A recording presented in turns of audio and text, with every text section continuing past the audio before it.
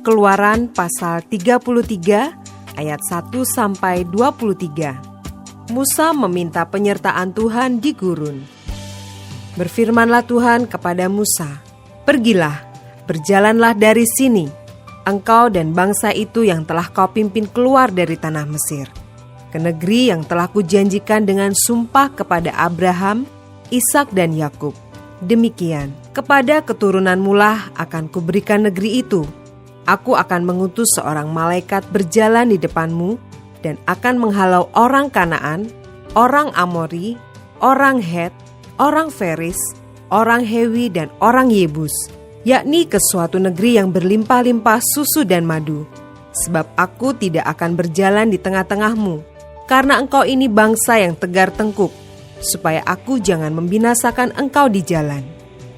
Ketika bangsa itu mendengar ancaman yang mengerikan ini, berkabunglah mereka dan seorang pun tidak ada yang memakai perhiasannya. Berfirmanlah Tuhan kepada Musa, "Katakanlah kepada orang Israel, kamu ini bangsa yang tegar tengkuk. Jika aku berjalan di tengah-tengahmu sesaat pun, tentulah aku akan membinasakan kamu.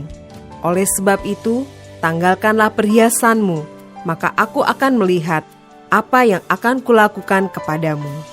Demikianlah orang Israel tidak memakai perhiasan-perhiasan lagi sejak dari Gunung Horeb. Sesudah itu Musa mengambil kemah dan membentangkannya di luar perkemahan, jauh dari perkemahan, dan menamainya kemah pertemuan. Setiap orang yang mencari Tuhan, keluarlah ia pergi ke kemah pertemuan yang di luar perkemahan. Apabila Musa keluar pergi ke kemah itu, bangunlah seluruh bangsa itu dan berdirilah mereka, masing-masing di pintu kemahnya, dan mereka mengikuti Musa dengan matanya, sampai ia masuk ke dalam kemah. Apabila Musa masuk ke dalam kemah itu, turunlah tiang awan, dan berhenti di pintu kemah, dan berbicaralah Tuhan dengan Musa di sana. Setelah seluruh bangsa itu melihat bahwa tiang awan berhenti di pintu kemah, maka mereka bangun dan sujud menyembah, masing-masing di pintu kemahnya. Dan Tuhan berbicara kepada Musa dengan berhadapan muka, seperti seorang berbicara kepada temannya. Kemudian kembalilah ia ke perkemahan. Tetapi abdinya, Yosua bin Nun, seorang yang masih muda, tidaklah meninggalkan kemah itu. Lalu berkatalah Musa kepada Tuhan, "Memang engkau berfirman kepadaku, suruhlah bangsa ini berangkat, tetapi engkau tidak memberitahukan kepadaku siapa yang akan kau utus bersama-sama dengan aku. Namun demikian engkau berfirman, aku mengenal namamu, dan juga engkau mendapat kasih karunia di hadapanku.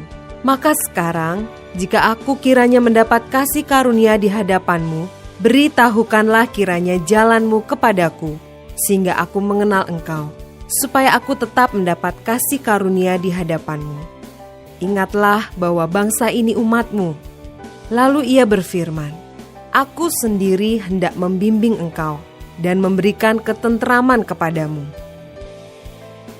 Berkatalah Musa kepadanya, "Jika engkau sendiri tidak membimbing kami, janganlah suruh kami berangkat dari sini. Dari manakah gerangan akan diketahui bahwa aku telah mendapat kasih karunia di hadapanmu, yakni aku dengan umatmu ini? Bukankah karena engkau berjalan bersama-sama dengan kami, sehingga kami, aku dengan umatmu ini, dibedakan dari segala bangsa yang ada di muka bumi ini?" Berfirmanlah Tuhan kepada Musa, "Juga hal yang telah kau katakan ini akan kulakukan, karena engkau telah mendapat kasih karunia di hadapanku, dan aku mengenal engkau." Tetapi jawabnya, "Perlihatkanlah kiranya kemuliaanmu kepadaku." Tetapi firman-Nya, "Aku akan melewatkan segenap kegemilanganku dari depanmu dan menyerukan nama Tuhan di depanmu. Aku akan memberi kasih karunia kepada siapa yang kuberi kasih karunia, dan mengasihani siapa yang kukasihani." Lagi firman-Nya, "Engkau tidak tahan memandang wajahku, sebab tidak ada orang yang memandang aku dapat hidup." Berfirmanlah Tuhan, "Ada suatu tempat dekatku, di mana engkau dapat berdiri di atas gunung batu. Apabila kemuliaanku lewat, maka aku akan menempatkan engkau dalam lekuk gunung itu, dan aku akan menudungi engkau dengan tanganku sampai aku berjalan lewat. Kemudian aku akan menarik tanganku, dan engkau akan melihat belakangku, tetapi wajahku tidak akan kelihatan.